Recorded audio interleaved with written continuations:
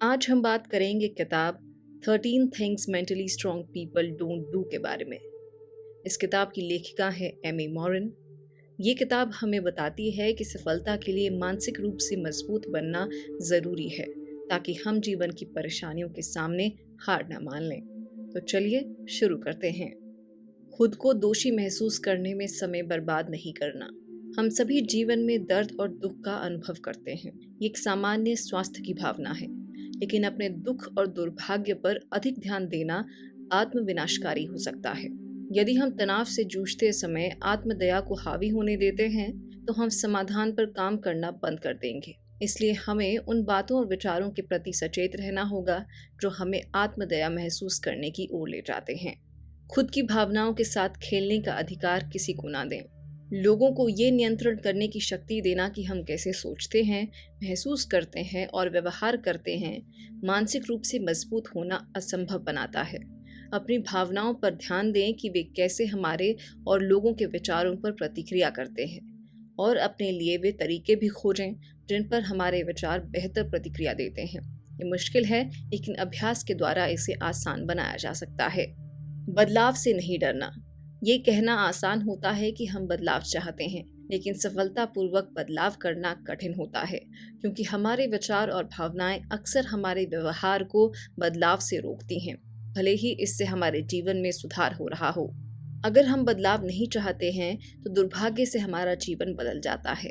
जैसे हमारी नौकरी छूटने से, किसी प्रियजन की मृत्यु से, किसी मित्र के चले जाने से या बच्चों के बाहर चले जाने से उत्पन्न परिवर्तन, ये सभी हमारे जीवन का हिस्सा होते हैं। उन चीजों पर ध्यान नहीं देते जिसे वे नियंत्रित नहीं कर सकते।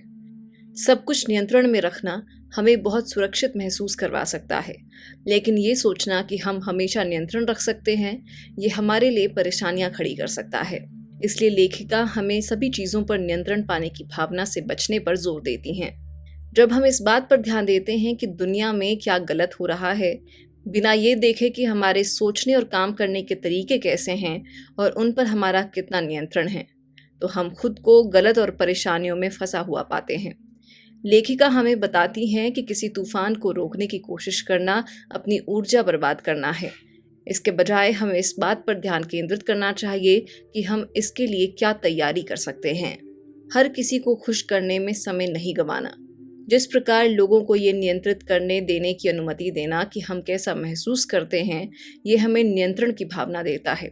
ठीक इसी प्रकार लोगों को खुश करने का मतलब ये है कि ये नियंत्रित करना कि दूसरे लोग कैसा महसूस करते हैं।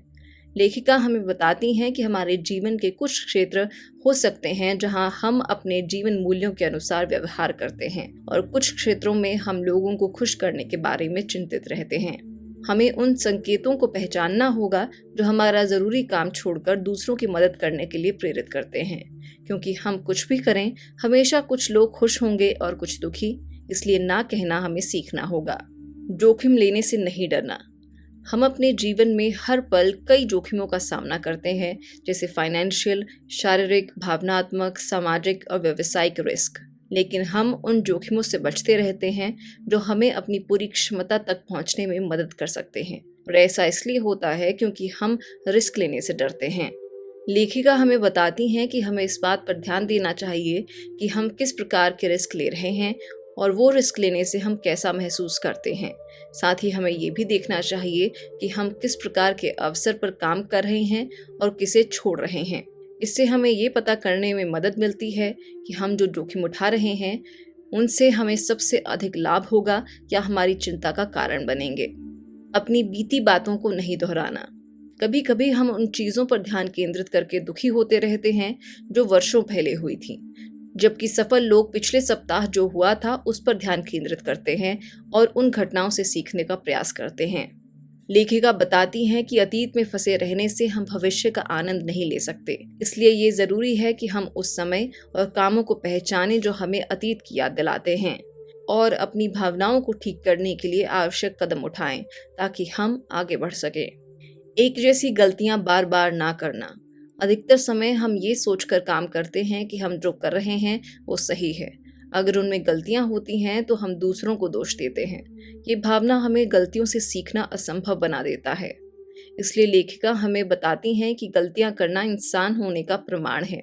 इससे पता चलता है कि हम कुछ नया करने की कोशिश कर रहे हैं, क्योंकि जो लोग अपनी पुरानी आदतों पर चलते हैं उनसे गलतियों की उम्मीद नहीं की जाती, लेकिन जो बदलाव चाहते हैं वे ही गलतियां करते हैं और उनमें सुधार करके आगे बढ़ते हैं।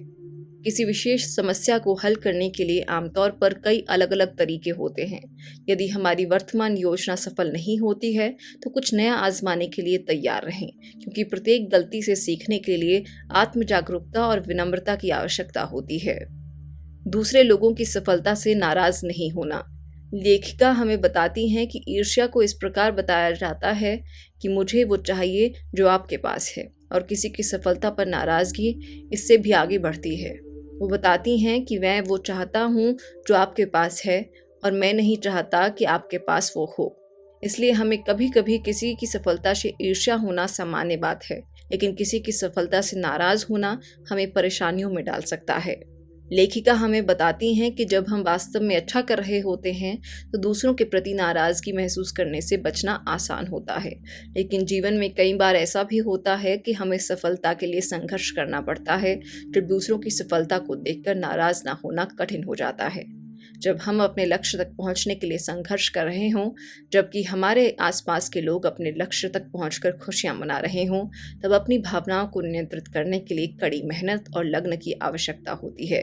असफलता के बाद भी हार नहीं मानना। कुछ लोग पहली बार प्रयास करने के बाद असफल हो जाते हैं। एक साधारण बात है, लेकिन अपनी असफलता को स्थायी मानना ये हमें दूसरे प्रयास करने और दूसरी बार में सफलता हासिल करने से रोकती है। अपने जीवन के उन क्षेत्रों की पहचान करें जहां असफलता के बाद हार मानने की संभावना अधिक हो, और इस बात पर गौर करें कि हम अपनी असफलताओं से कैसे सीख सकते हैं। उस क्षेत्र में काम करना शुरू करें, और ये भी याद रखें कि अगर हम असफल होने के बाद दोबारा प्रयास करने के आदी नहीं हैं, तो शुरुआत में अपने डर से सामना करना मुश्किल होगा। हमें असफलता के बाद कई तरह की नकारात्मक भावनाओं से निपटना होता है, क्योंकि ये नकारात्मक भावनाएं हमें दोबारा प्रयास करने के लिए रोकती हैं। हालांकि अभ्यास के साथ हम ये पता लगाने में सक्षम हो जाते हैं कि असफलता किन कारणों से आ रही है और उन्हें कैसे बेहतर कर सकते हैं। अकेले समय बिताने से नहीं डरना। अकेले समय बिताना अधिकांश लोगों को अच्छा नहीं लगता, लेकिन बड़ी सफलता के लिए हमें अकेलेपन की आवश्यकता होती है, ताकि हम खुद को समझ सकें, अपनी गलतियों पर विचार कर सकें और वास्तविकता को देख सकें। जो लोग सोचते हैं कि अपने बारे में सोचना स्वार्थी है या अकेले बैठना समय की बर्बादी है, वो लोग गलत भी हो सकते हैं, क्योंकि हमारे ज्ञान के अनुसार अधिकांश सफल लोगों ने अपने सफलता के रहस्य अकेले समय बिताकर ही प्राप्त किए हैं। अपने बारे में सोचने के लिए हमें किसी मोबाइल फ़ोन, किताब या किसी दूसरे व्यक्ति की आवश्यकता नहीं होती है। इसलिए अपने बारे में सोचने के लिए ऐसा कुछ समय अवश्य निकालें ताकि हम खुद को बेहतर बना सकें। दुनिया पर उनका कुछ कर्ज है, ऐसा नहीं लगना। ऐसा नहीं है कि दुनिया हमारे बिना चल नहीं सकती, या हम जो काम करते हैं उससे ही दुनिया चलती है। इस संसार में एक से बढ़कर एक व्यक्ति हुए हैं। उनके समय में दुनिया सोचती थी कि इनके बिना दुनिया का क्या होगा। हम सभी देख सकते हैं कि आज दुनिया कैसी चल रही है। लेखिका बताती हैं कि मानसिक रूप से मजबूत लोग ये नहीं सोचते कि दुनिया पर उनका कुछ बकाया है, बल्कि वे दुनिया को देने के बारे में सोचते हैं। तत्काल परिणाम की उम्मीद न करना। हम एक लगातार बदलती दुनिया में रहते हैं, जहां हमें सब कुछ तुरंत नहीं मिल सकता जो हम चाहते हैं, चाहे हम अपना खुद का व्यवसाय शुरू करना चाहते हों या पैसे कमाना। अगर हम तत्काल परिणाम की उम्मीद करते हैं तो अक्सर हम असफलता ही हासिल करेंगे। लेखिका बताती हैं कि अगर हम डॉक्टर की चेतावनी के बाद भी अपना पसंदीदा भोजन नहीं छोड़ते हैं तो परिणाम कुछ भी हो सकता है। इसलिए हमें अपने जीवन के उन क्षेत्रों की तलाश करनी होगी जहां हमें सुधार की आवश्यकता है। आज के वीडियो में बस इतना ही। जल्द मिलते हैं एक नई वीडियो के साथ।